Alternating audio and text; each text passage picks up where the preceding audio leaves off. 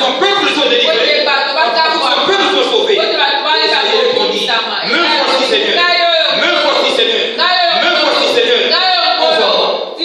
envoie-moi. Et l'Éternel l'avait envoyé.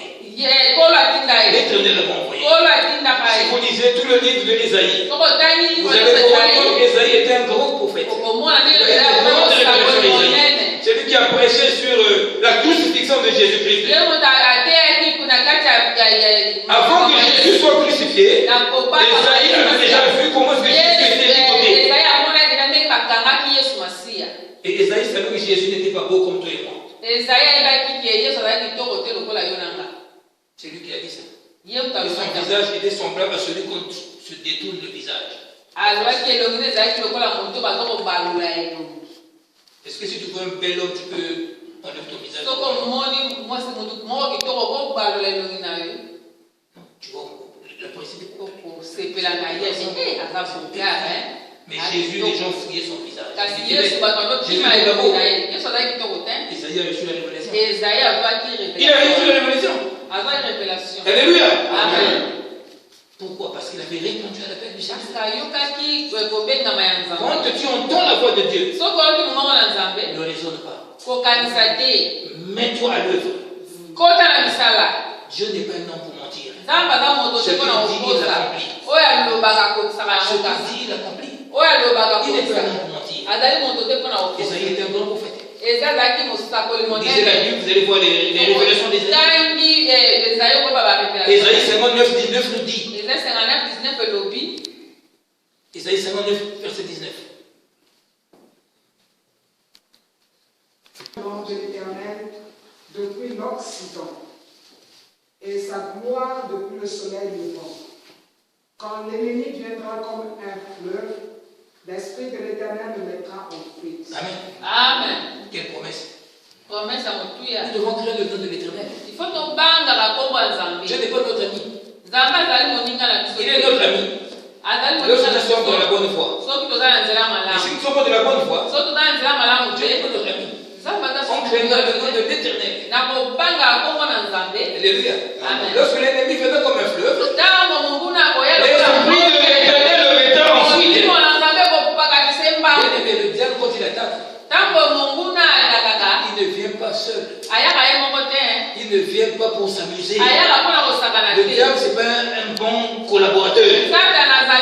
Quelle que soit la consolation que le diable peut te donner, quelle que soit la consolation, la fin du diable, c'est la destruction. C'est pour te détruire. C'est pourquoi il décrit dans Jean 10, 10 que le voleur ne vient que pour voler et donc détruire.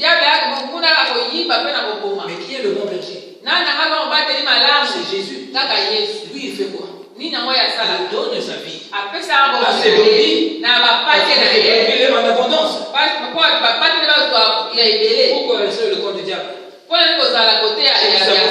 C'est pas un bon consolateur. Amen. Amen. Ça, c'était donc le grand 2. J'étais sur les petits 1, un appelé, petit 2, élu. Maintenant, nous rentrons sur le grand 3, qui nous parle du chemin de l'ouvrier.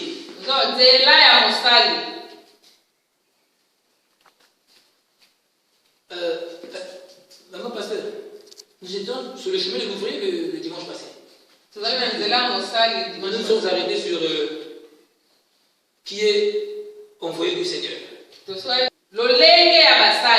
Type d'ouvrier. Et nous avons vu le grand 1 et le grand 2. Et le grand 2, on a vu petit 1, les appelés, petit 2, les élus.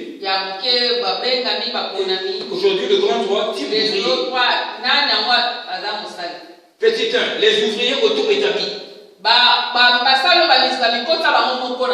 Les ouvriers auto-établis. Nous sommes toujours.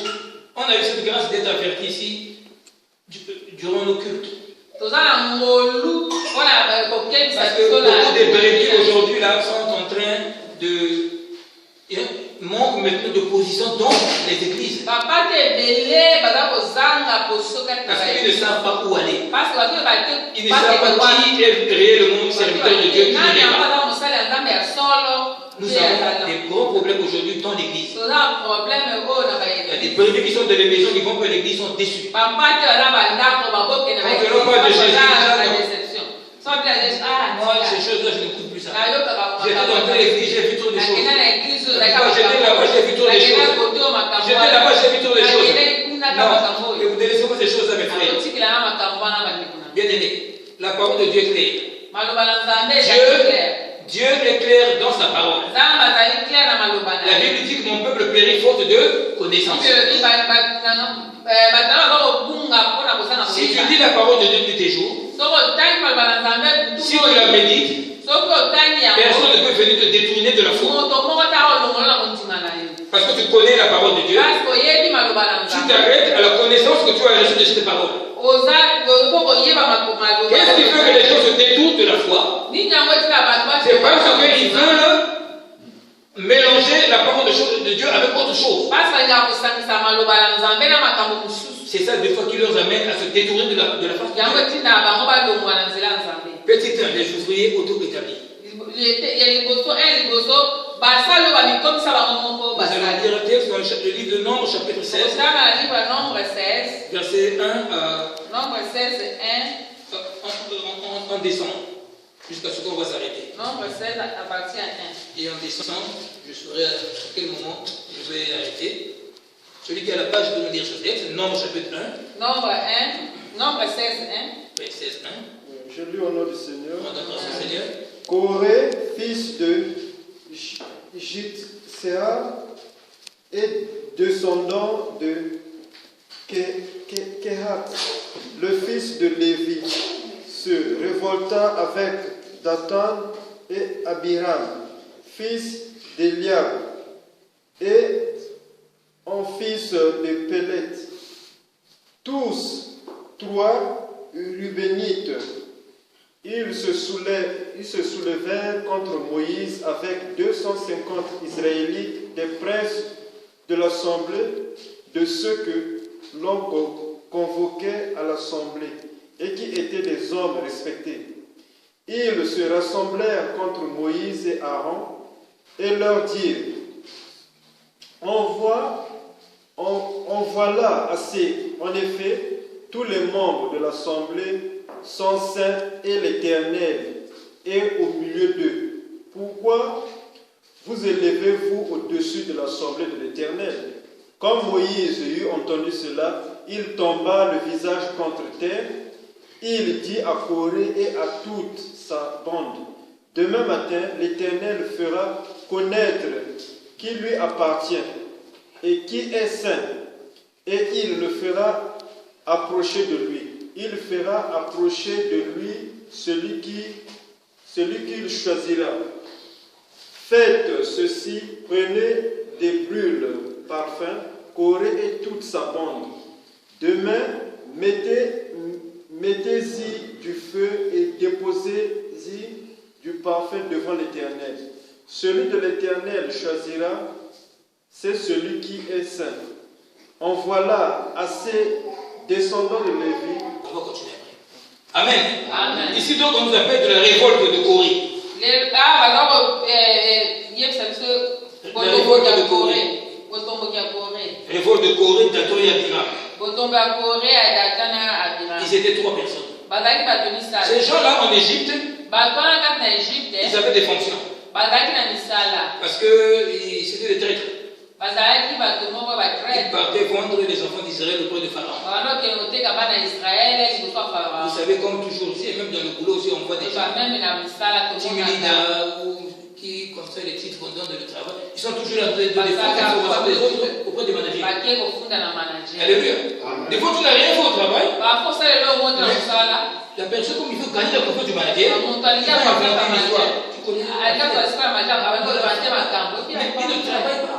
Tout le temps, il fait que bavarder. En tout cas, vraiment, le gars là, il faut qu'on voit son problème. C'est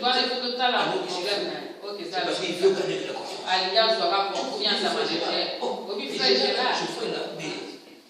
Mais lui, il connaît même pas le travail. La manière qu'il travaille là, moi je me suis c'est des fausses informations que les gens donnent toujours. Il n'y a rien de nouveau sous le ciel. À cette époque, ces gens pensaient que ça fonctionnait. Et Moïse, comme il était l'enfant chéri du roi, il était en dessous. Quand il y a eu le retour donc, des enfants d'Israël à Canaan, ces gens, c'est eux qui ont commencé à décourager le peuple d'Israël. Et vous savez là où nous étions. On ne manquait de rien. On avait tout à manger. On avait des maisons pour dormir. Regardez là où c'était, on nous amène Moïse. Là, on ne souffrait même pas à manger. On n'a même pas des lieux décents pour dormir. Ces gens commençaient à décourager le peuple, à amener le peuple à se fâcher contre Moïse. Alléluia. Alléluia.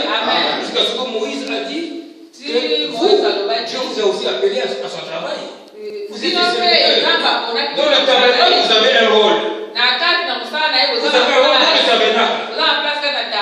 Mais pourquoi voulez-vous seulement arriver au lieu sacré? Pourquoi